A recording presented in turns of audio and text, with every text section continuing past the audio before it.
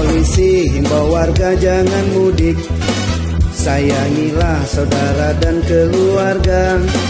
Mari kita semuanya jangan panik, agar bersabar dan di rumah saja. Ayo kita semuanya jangan piknik, beribadah dan bekerja di rumah saja.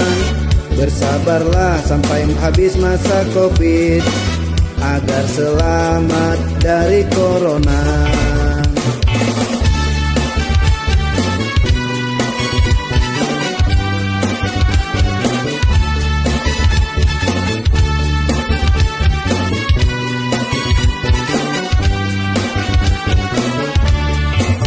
Jangan duduk dekat-dekat sama kawan, pakai masker dan hindari keramaian.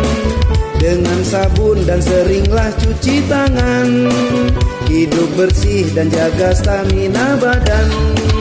Dari Wuhan namanya virus corona, jangan remeh dan kita perlu waspada. Virus ini tak terlihat dengan mata, virus corona cukup bahaya. Saya Kapolresta Banda Aceh, Kombes Pol Tri Suharyanto, menghimbau kepada warga Banda Aceh dan Aceh Besar untuk tidak melaksanakan mudik lebaran ke kampung halaman masing-masing. Mari kita jaga bersama kesehatan diri, keluarga, dan orang lain di sekitar kita. Bersama kita lawan COVID-19.